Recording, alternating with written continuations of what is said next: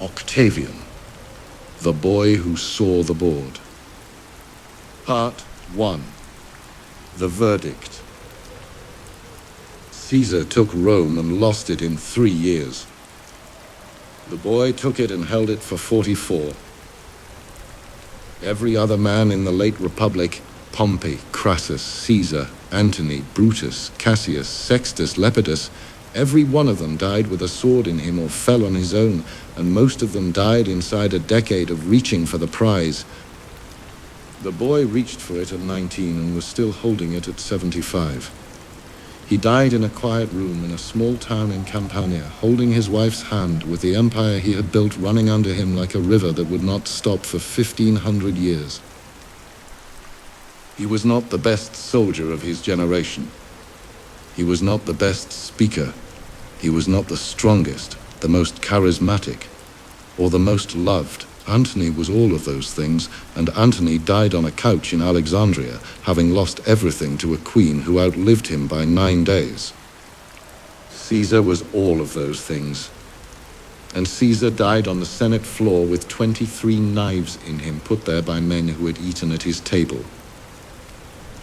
What the boy had, that none of the others had, was a thing harder to name. He saw the board. He saw it at 19 when he stood in a coastal town in Albania and listened to a freedman tell him his great-uncle was dead. He saw it at 20 when he signed the order that killed Cicero. He saw it at 32 when he walked into the Senate and gave back the powers nobody could have taken from him, and watched the Senate panic and beg him to keep them and vote him 3 more, plus a new name, plus religious authority no Roman had ever held before. He played chess. Everyone else played checkers. He played it for 60 years without ever once being seen to play. And by the time the older men understood what he was doing, the older men were dead. This is how he did it. Part 2. Apollonia. The news reached him in April of 44 BC in a garrison town on the coast of what is now Albania. He was 18. He was at the school there, finishing his studies, waiting on the dictator who was preparing the largest military campaign of his career. 6 legions were quartered in Apollonia under a commander named Salvidienus Rufus, waiting on orders from Gaius Julius Caesar, dictator for life, conqueror of Gaul, master of the Roman world, to march east against Parthia. The boy was small, slight, and often sick. His name at that time was Gaius Octavius. He was nobody. He was the dictator's grandnephew, sent ahead to keep him out of the way, and the older officers in the garrison were polite to him in the manner that Roman officers were polite to the dictator's grandnephew. The freedman came in on a foundering horse on a night in early April. The dictator was dead, stabbed in the curia of Pompey on the Ides of March by a conspiracy of senators that included men Caesar had pardoned, men Caesar had advanced, and men Caesar had pulled out of the wreckage of the civil war and made consuls and praetors and governors of provinces. The conspirators had not, the freedman said, known what to do after the killing. They had walked out of the Senate with bloody knives held aloft and made speeches in the forum that nobody had cheered. The people had gone home and shuttered their doors. The boy listened. He did not weep. He asked questions. How many were in the conspiracy? Whether Mark Antony was alive. Whether the legions in Italy had declared for anyone. What the will said. When the freedman told him what the will said, that Caesar had adopted him as his son and named him principal heir, against the claims of older men, against the claim Antony himself might have made, the boy did not celebrate. He thought for a long time. He asked the freedman to repeat everything. When the freedman had finished, the boy went to find his friends. 2 of them, Marcus Vipsanius Agrippa and Salvidienus Rufus, the commander of the garrison. Agrippa was 19, from a respectable but undistinguished family. the boy's classmate at the school. Salvidienus was older, a soldier in command of the 6 legions, sitting in Apollonia waiting on a dictator who would not come. The boy told them what he meant to do. He was going to take the name. He was going to claim the inheritance. He was going to Rome. Salvidienus thought he was mad, and Salvidienus said it. The boy had no army. The boy had no political base. The boy was 18 years old and sickly, and there were 6 men in Rome with more men, more money, and more right to the dictator's estate. Antony the consul had Caesar's papers and Caesar's seal and Caesar's war chest. The Senate had its faction. The liberators had their faction. The dictator's veterans scattered across Italy were going to throw in with whoever fed them first, and the boy could not feed them. He could not feed anyone. Agrippa did not argue. Agrippa was the first chess move. He was 19. He was nobody. And he had no name, no family, and no military experience. The boy looked at him at the school in Apollonia and saw something nobody else saw. And from that moment on, for 51 years until Agrippa died, the boy never made a major decision without him. Agrippa would in time become the greatest admiral of the age. He would win Naulochus. He would win Actium. He would build the harbor at Cumae. He would lay out the political settlement of the East. And he would marry the boy's daughter and father the boy's grandsons, none of which was visible at the school in Apollonia.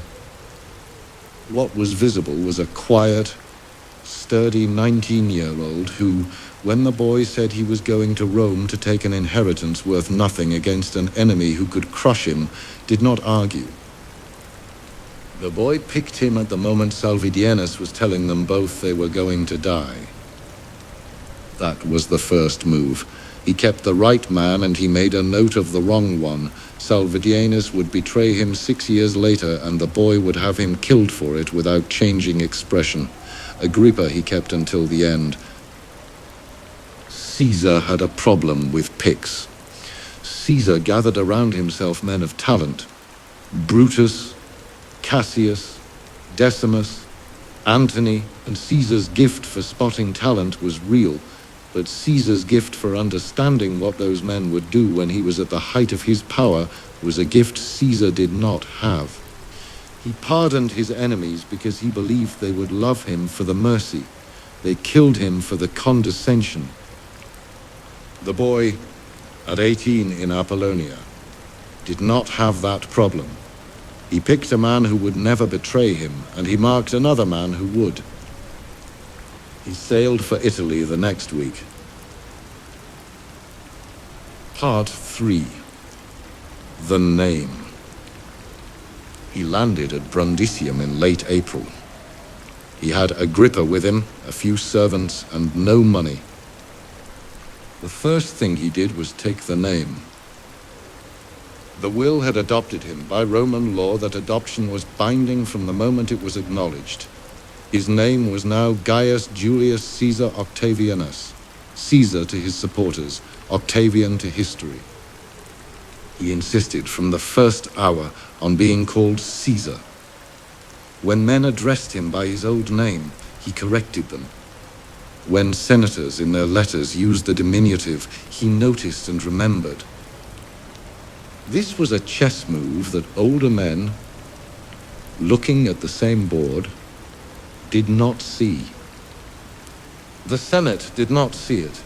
The Senate sat in Rome trying to decide whether to ratify Caesar's acts or annul them, whether to honor him or condemn him, whether to call him dictator or tyrant in the official record, and the Senate spent weeks on the question while the boy was on the road claiming the dead man's name in every town between Brundisium and Rome. Antony did not see it either. Antony was in Rome with the army, the seal, the war chest, and the consulship, and Antony assumed that as long as he controlled the apparatus of the dictatorship, the dictator's name was a memory, and the dictator's grandnephew was a problem he could ignore until the courts settled it. The boy understood, at 19, what the older men did not. The apparatus was a corpse. The name was alive. Every Caesarean veteran in Italy, and there were tens of thousands of them settled on small farms in colonies up and down the peninsula, was a man whose entire fortune had been bought with the dictator's money and whose continued security depended on the dictator's promises. Those men did not care which senatorial faction held which office. They cared who would honor the bequests in the will. The will named the boy. The boy went to every colony. He sat in the dusty squares of veterans' towns and let the old centurions look at him. He had Caesar's face. They noted that. The contemporaries say the family resemblance was strong. He had Caesar's name. He had the will in his hand. He promised them in every town that the dictator's bequests would be paid in full. 300 sesterces to every veteran. 75 sesterces to every Roman citizen. The games, the public works, the colonial settlements Caesar had promised, all of it. He did not have the money to pay for any of it. Antony was sitting on the 700 million sesterces in the temple basement that Caesar had assembled for the Parthian campaign. The boy went to Antony in Rome, in the gardens of Pompey's house where Antony had been living since the killing. He was deferential. He addressed Antony by his honorifics. He asked politely for the inheritance. He asked politely for help in fulfilling Caesar's bequests. Antony laughed at him. This is the moment Antony lost the war. He did not know it. He would not know it for 13 years. Antony was a magnificent man. Tall, broad, handsome, brave, charming. The kind of man other men want to drink with and women want to take to bed. And Antony had been the dictator's right hand for 2 years, and Antony had every legion in Italy at his beck and call. The boy in front of him was 19, slight, sickly, and broke. Antony refused him everything. There was no money, Antony said. The coffers were empty. The dictator's fortune was tied up. The boy would have to wait for the courts. Antony said this and was pleased with himself. The boy thanked him for his time. He bowed, he left. Then he went home and sold his inheritance. His stepfather had left him property. His mother had property. His sister had a dowry. He sold all of it. He sold his personal effects. He went to every banker in Rome who would lend on his face, and he borrowed at ruinous rates. And he paid Caesar's bequests himself, out of his own pocket, with the dead man's name attached to every payment. He paid the veterans. He paid the citizens. He funded the games.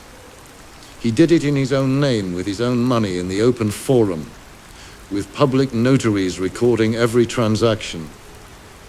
By the end of summer, every veteran of Caesar's army in Italy knew who had paid them.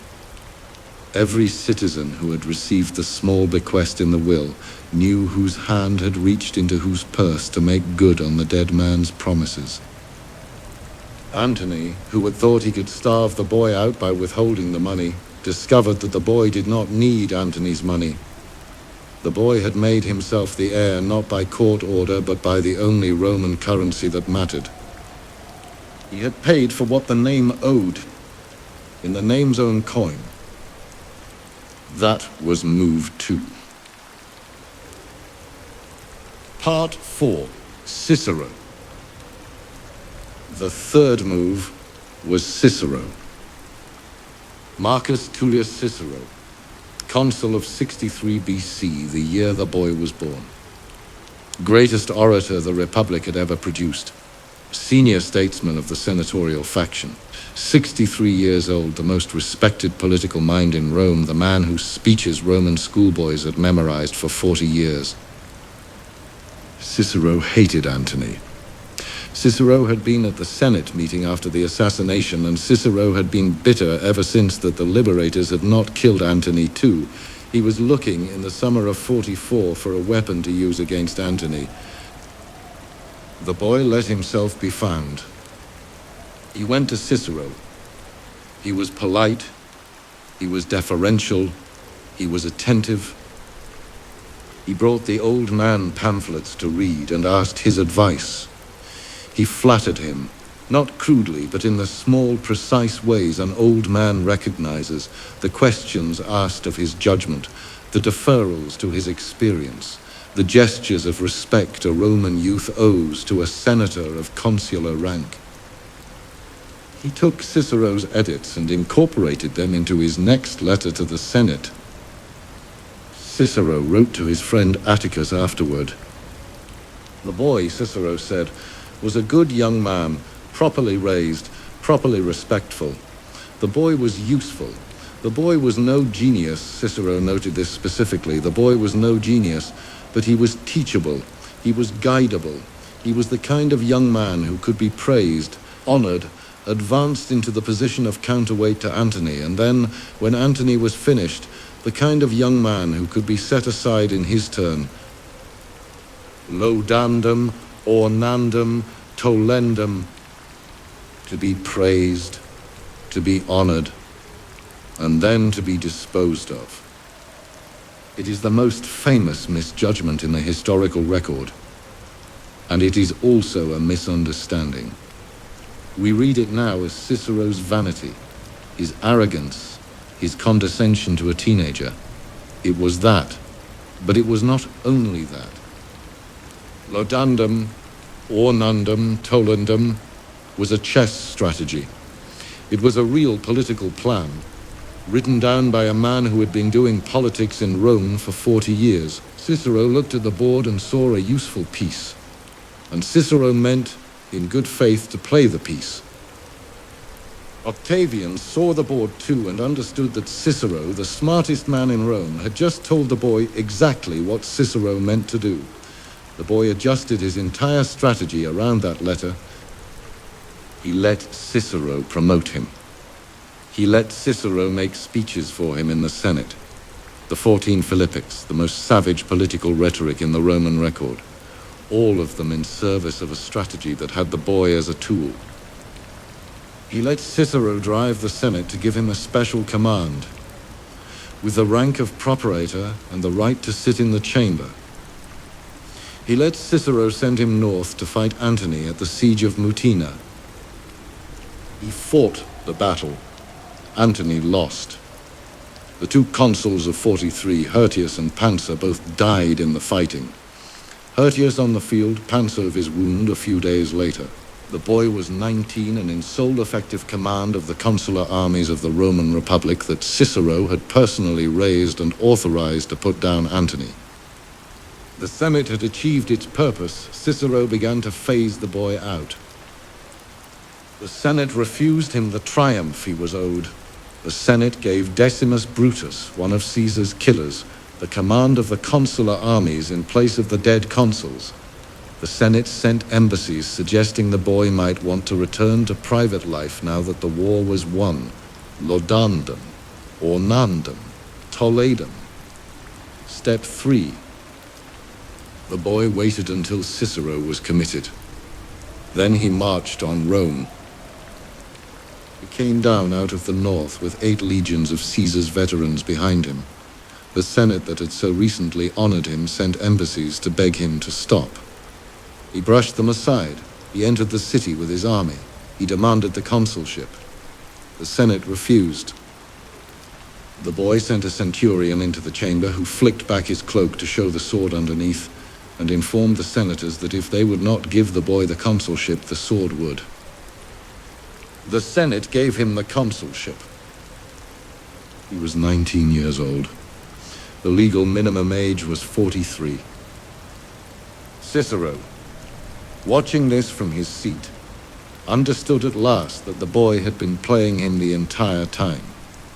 Cicero wrote a letter to a friend, a private letter not for publication, in which he asked with what sounds like genuine astonishment whether the boy had perhaps deceived him, whether the deference, the flattery, the requests for advice had been calculated from the first meeting, whether the boy he had thought of as a teachable young man had been all along a chess player older than his face. The answer came a few months later, in December of 43. The Triumvirate had formed. The boy and Antony and Lepidus had met on a small island in a river near Apollonia, divided the Roman world, and agreed to a 5-year alliance to destroy the liberators in the East. They drew up the prescription list together. They sat at a table and traded names. Antony gave up his uncle Lucius Caesar, though Lucius was saved in the event by Antony's mother, who hid him. Lepidus gave up his brother Paulus. The boy gave up Cicero. He signed the order. Antony specifically wanted Cicero dead. The Philippics had branded Antony a public enemy and driven him over the Alps, and Antony never forgot a wound to his pride. He demanded Cicero's head as the price of the alliance, and the boy let him have it.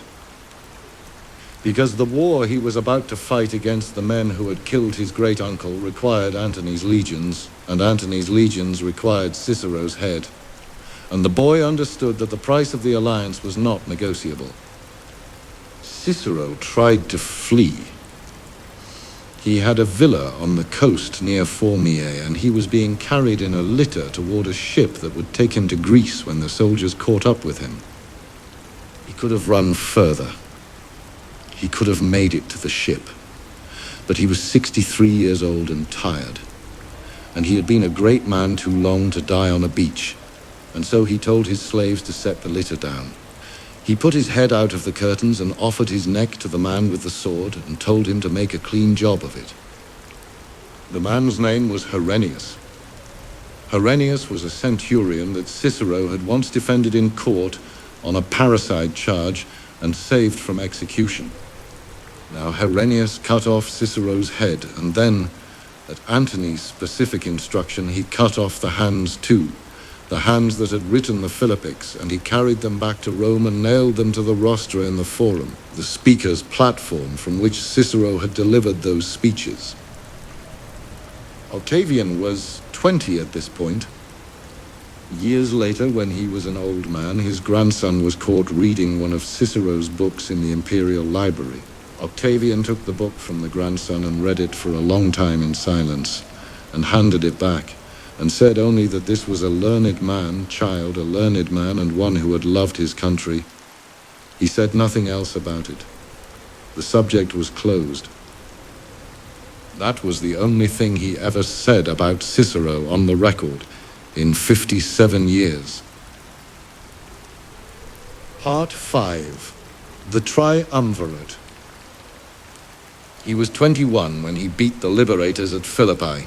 He was 27 when he beat Sextus Pompey at Naulochus with Agrippa's fleet after losing 3 of his own to storms and 1 to defeat. He was 32 when he beat Antony at Actium. The 11 years between Philippi and Actium are the part of the story everyone skips. The histories rush from one battle to the other because the battles can be narrated and the 11 years cannot. The 11 years are politics. They are marriages, alliances, conferences, negotiations, riots, famines, land redistributions, and propaganda campaigns. They are unglamorous and slow, and they are where Octavian beat Antony, and Actium was only the place it became official. The division at Philippi looks to the historians like Antony got the better half. He took the East, Greece, Asia Minor, Syria, Egypt by proxy through Cleopatra, the rich half, the cosmopolitan half, the half where a Roman general could live like a god and be treated like one. Lepidus got Africa, which was a backwater. The boy got Italy. Italy was the hard half. Italy was bled white by a generation of civil war. Italy was full of farmers who hated the boy because he was settling tens of thousands of veterans on confiscated land. Italy was the peninsula where the food riots happened, where the famines were, where Sextus Pompey's pirate fleet interdicted the grain ships and starved Rome. Italy was where the boy nearly died 3 times, once to a mob attacking his litter in the Forum, twice to storms that wrecked his fleets, once to a defeated Kuma that nearly ended his career. It looked like Antony had gotten the prize. It looked like the boy had been handed the chores. This was the chess move nobody saw. Italy was where Rome lived. Italy was where the legions came from. Italy was where the citizens voted and the Senate sat, and the propaganda was made. The man who held Italy held Rome, and the man who held Rome was, in every way that finally mattered, the master of the Roman world. The East was richer and more glamorous and politically inert. A Roman general in the East was a tourist with an army. A Roman general in Italy was the government. Octavian understood this. He took the hard half on purpose. He took it knowing that the work would be unglamorous, the famines would be his to manage, and the propaganda war would be his to lose if he could not win it. He took it because the man who did that work was the man who would at the end be the only Roman left who looked like a Roman. Antony, in the East, did the opposite. He took the rich half because he wanted to be a king. He had always wanted to be a king. He was a man of appetites, for wine, for women, for spectacle, for the kind of life a Hellenistic monarch could live and a Roman magistrate could not, and the East gave him the stage he wanted. He moved into the palace at Alexandria. He took Cleopatra as his mistress. He sired children with her. He gave them Greek and Egyptian names. He sat on a golden throne in the gymnasium of Alexandria and parceled out the eastern provinces of Rome to half-Greek toddlers as gifts. He divorced the boy's sister Octavia, who had been a faithful wife to him and the mother of his Roman children, and married Cleopatra in a Greek ceremony of doubtful legality. He wrote a will leaving his estate to Cleopatra's children and asking to be buried in Alexandria instead of Rome. He thought he was building a world. He was dissolving himself into a woman. This is the part of the story the contemporaries saw clearly, and the modern apologists try to dress up. Cleopatra was not, as the Romantics later claimed, an irresistible seductress who derailed a great man's career. She was a sovereign queen, multilingual, politically shrewd, a competent administrator of one of the richest kingdoms in the Mediterranean. The alliance with Antony was rational on her side and rational on his. What was not rational was the way Antony lived it. A Roman general did not move into the East. A Roman general did not divorce his Roman wife to marry a foreign queen. A Roman general did not give Roman provinces to half-Greek children. A Roman general did not write a will leaving his estate to a Hellenistic dynasty. Antony did all of those things. He did them in public. He did them with the apparent belief that what mattered was the East, that the East was where the wealth and the glamour were, that a Roman who held the East could dictate terms to a Roman who held the dust and the riots of Italy. He could not. The dust and the riots of Italy were Rome, the East was a province. The man at the top of the East was at the top of nothing the Romans cared about, and the longer Antony spent in Alexandria dressed in Greek robes, sitting beside his queen on a slightly lower throne, the more the boy in Italy looked like the only Roman left. The boy got married, in this period, twice. The first time was to a woman named Scribonia, contracted for political reasons, and ended on the day she gave birth to his only biological child. The second time was to Livia. Livia was the second great pick of his life. She was a Claudian, old patrician aristocracy, the kind of family the Octavia were not. Married already to a man named Tiberius Claudius Nero, with whom she had a son and was 6 months pregnant with a second. Octavian met her, decided he would have her, made her husband divorce her, and married her himself with the baby still inside her. The marriage was scandalous. Octavian did not care. Livia was the political mind he needed at home. the aristocratic credential he needed in the Senate, and the partner he needed across 40 more years of work, and he had spotted her and taken her in a few weeks the way he had spotted Agrippa in Apollonia. She would be his wife for 51 years.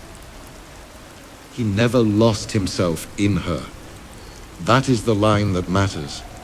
He married her because she was the right pick. He stayed married to her because the pick was right. He did not move into her family's house. He did not change his religion for her. He did not give her sons Roman provinces as gifts. He did not, 15 years in, write a will asking to be buried in her family's tomb. He stayed himself. She stayed herself. They were the most consequential political partnership of the ancient world, and it functioned the way a partnership is supposed to function. Each of them was used by it. Neither was consumed. Antony, in Alexandria, did the opposite of all of that. By the time it was over, he was not a Roman with an Egyptian mistress. He was an Egyptian queen's husband who happened to have been born in Rome. The boy waited. Part 6. The Will. He did not have to invent the case against Antony. Antony invented it. Octavian only made sure Rome saw it. By 32 BC, Antony had been in Alexandria for the better part of a decade. He had fought one major campaign in that time. It was against Parthia. The campaign Crassus had failed, and Caesar had been preparing to attempt when he died. Antony's Parthian campaign had also failed, badly. He lost tens of thousands of men and most of his baggage train. He had returned to Alexandria, and to Cleopatra, and to the building of his half-Greek court. And Octavian, back in Rome, had spent those years making sure of one thing, that every piece of news coming west from Alexandria was the piece that did the most damage. Antony in Greek robes, Antony on the golden throne, Antony's children with Cleopatra. The donations of Alexandria, in which he had handed out Roman provinces to those children as if they were his to give. Antony's divorce of Octavia, Octavian's sister. A faithful Roman wife, mother of his Roman children, publicly cast off for a foreign queen. Octavian did not exaggerate. He did not need to. He had the facts. And he had Maecenas. Maecenas is the third great pick. A wealthy equestrian from Etruria, a man of taste and judgment who managed the political class and the propaganda apparatus for 30 years. He patronized the poets, Virgil, Horace, Propertius. He let it be known in the salons of Rome what the latest news from Alexandria was, and alongside him there were the pamphleteers and the partisans and the gossip in the forum and the prepared speeches in the Senate. It was a propaganda machine, sophisticated and tireless, and what the machine produced was the truth, dressed for effect. Then came the will. Antony had deposited his will with the Vestal virgins in Rome. By ancient custom, they held the wills of Roman magnates and would not, ordinarily, release them. Octavian got hold of it anyway. The historians do not agree on how. Most likely, he simply demanded it on his own authority, and the Vestals, who held it under the laws of a republic that no longer functioned, could not refuse him. He read it to the Senate. The will named Cleopatra's children as Antony's principal heirs. It directed that, in the event of Antony's death, his estate should be administered for the benefit of Cleopatra and her children. It asked to be buried alongside Cleopatra in Alexandria. The room went still. A Roman did not ask to be buried outside Rome. A Roman magnate did not leave his estate to a foreign queen. A Roman general did not, in his official testament, sign over his Roman identity to a Hellenistic dynasty. It was not a question of law. Wills could say what they liked. It was a question of what kind of man wrote that will, what kind of Roman, and whether such a man was still a Roman at all. The Senate voted Antony a public enemy. They declared war on Cleopatra, careful in the propaganda not to call it a war on Antony, who was after all a Roman citizen, but on the foreign queen who had captured him. Italy swore an oath of loyalty to Octavian personally. Tens of thousands of veterans, citizens, and magistrates swore the same oath in the same words across the peninsula. The propaganda took, the legions assembled, and Antony was still in Alexandria, still in Greek robes, still beside Cleopatra on her slightly lower throne, still believing that the East was where the war would be won, and that the rich half of the empire was the half that mattered. By this point in 32, Maecenas' machine was at full pitch. Agrippa was rebuilding the fleet at Brindisi, and Octavian himself was in Rome, moving through the Senate and the Forum and the temples every day, performing the role he had performed since he was 19, the Roman youth who was modest, dutiful, attentive to the old men, careful with the customs, suspicious of foreign ways. He was 30 years old now. He had been performing it for 11 years. The Romans had grown used to him. The Romans had grown to expect him. The Romans, looking east at the news from Alexandria, looked back at the boy in their own city and saw what they were used to, what they expected, what was theirs. That was the chess move. The propaganda was the surface. Under the surface was 11 years of Octavian showing up in Rome every day and looking like the only Roman left. Part 7. Actium. In September of 31 BC, the two fleets met in the Ionian Sea at the mouth of the Ambracian Gulf off a promontory called Actium. The battle does not need to be narrated. It has been narrated for 2,000 years, and the narrations all end the same way. Agrippa worked the southern end of the line. The lines locked and broke and reformed. The smoke from fire arrows hung over the water. The issue was undecided. And then Cleopatra ran. Her 60 Egyptian ships hoisted sail and broke through the southern end of the line, running for open water. Argument has gone on for 2,000 years about what it was. A planned breakout, an attempt to save the war chest, an arranged escape so Antony could regroup elsewhere, or a panic, or a betrayal. It does not really matter. What matters is what Antony did when he saw her go. He left the battle. He transferred his command to a fast galley and followed her. He left his fleet in the middle of an engagement. He broke off his own ships from the line. He sailed after the queen. His captains looked up and saw the flagship sailing south. They did not know what was happening. Some followed. Most did not. The line, which had been holding, collapsed. By dusk, it was over. His army on the shore watched their general sail away from them. They sat for a week, refusing to believe what they had seen, expecting orders that would never come. Then they surrendered too. They were Roman soldiers. They had been left in the field by their commander. And after a week of that, even Roman discipline ran out. This is the thing the battle proved. Antony was not beaten at Actium because Agrippa was the better admiral, although Agrippa was. He was not beaten because his crews were sick, although they were. He was beaten because, at the decisive moment of the decisive battle of his life, he saw a woman sail away and he followed her. A Roman general did not follow a woman off a battlefield. A Roman general at the head of a fleet engaged with the enemy did not transfer his flag and run after his mistress. The men in the line who had been holding watched him do it. They watched him do it, and they understood in the way Roman soldiers understand these things that the man who had been their general for 15 years was no longer that man. Cleopatra had broken him. Not at Actium. Long before Actium. Actium was only where the breaking became visible. He fled to Alexandria. Octavian followed, slowly, in no hurry, settling Greece in the east as he came. He took Alexandria the following summer.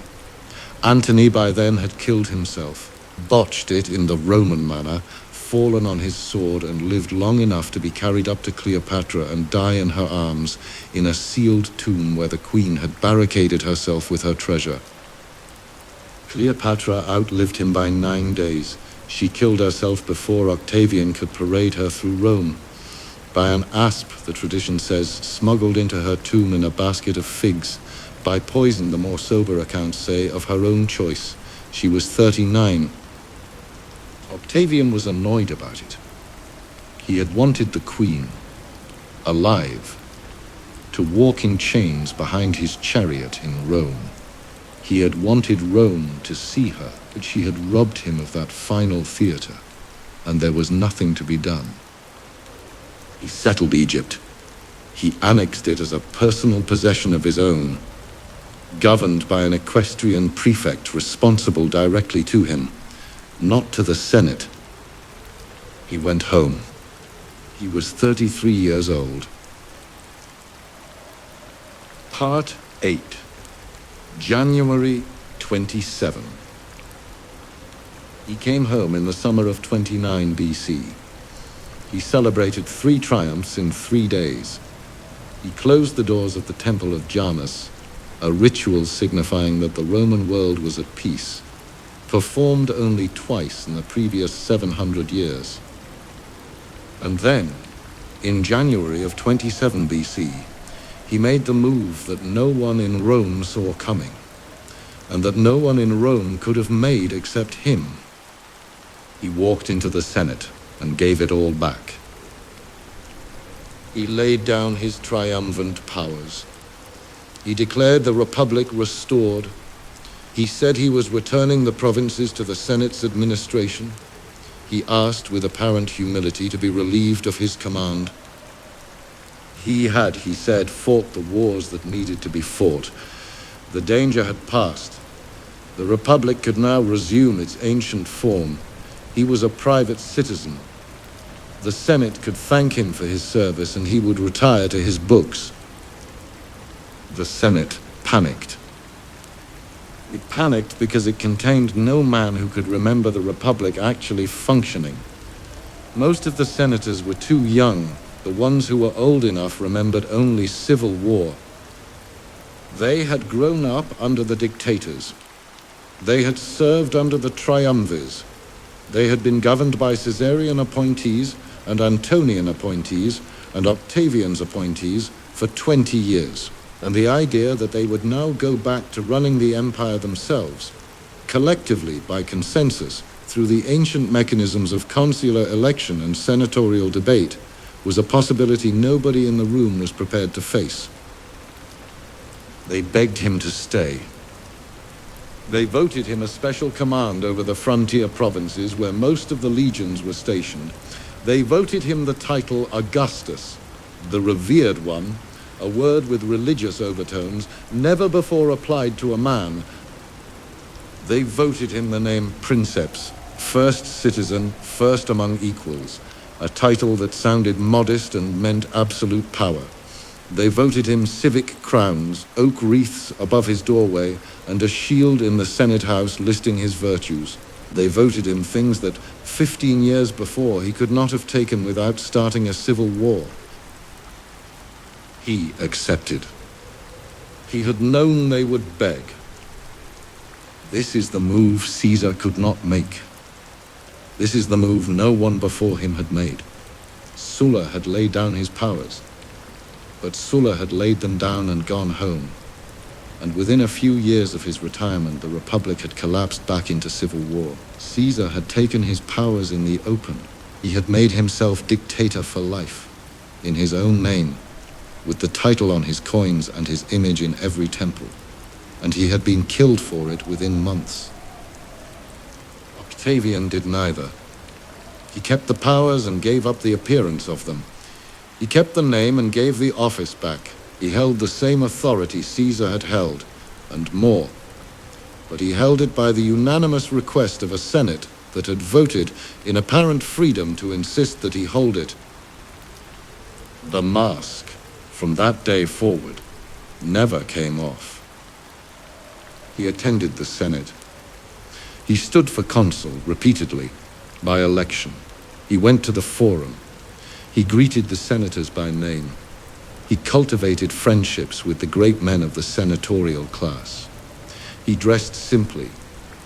He lived in a modest house on the Palatine, a house that, by the standards of the senatorial class he had defeated, was almost embarrassingly plain.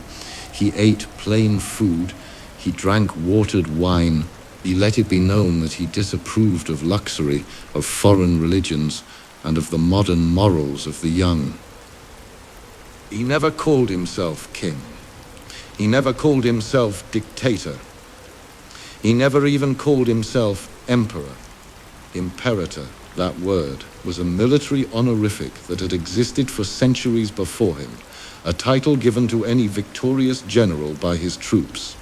He took the honorific and let it sit alongside his other titles, one ornament among many. He called himself the first citizen. He held the power no Roman had ever held before. He held it for the next 41 years. Part 9. Nola. The 41 years are not dramatic in the way the histories want history to be dramatic. He fought a few wars on the frontiers, mostly through his generals. He reformed the tax system. He restructured the provincial administration. He took the army out of politics and made it a professional standing force loyal to the state, which was to say, to him, he rebuilt Rome.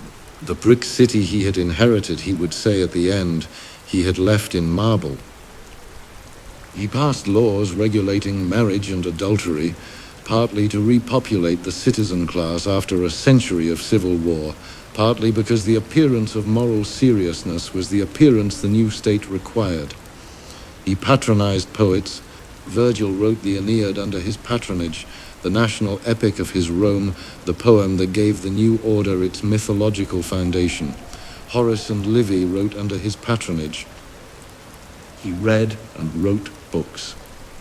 He carved a history of his reign on bronze tablets and posted them in front of his mausoleum, the Res Gestae Divi Augusti, one of the most artful pieces of political self-presentation in human literature. He outlived everyone. He survived his nephew Marcellus, dead at 19 of a fever, the first heir he had groomed. He survived his friend Agrippa, dead at 50, the second man who had been a brother to him from the school in Apollonia onward. He survived his grandsons Gaius and Lucius, the heirs he had next groomed, both dead before 30. He buried one by one every man he had loved or trusted or hoped to leave the state to. The bench in front of him emptied. He kept going. He went to the Senate. He greeted the senators by name. He held the state on his shoulders alone in his 60s and 70s, and prepared for the succession by adopting his stepson Tiberius, a cold and difficult man whom he had never particularly liked, but who was the only competent successor fate had left him. The patience that had carried him into Apollonia at 18 carried him to Nola at 75. He died on August 19th, AD 14. In a house in the small town of Nola in Campania, where he had stopped to rest on a journey south. In the last hours, his friends were around the bed. He asked for a mirror. He asked them to comb his hair and adjust his jaw, which had begun to slacken. He asked them, in the Greek of the theatre, for he had loved the Greek theatre all his life, "Have I played my part well in the comedy of life? Then give me your applause as I leave the stage."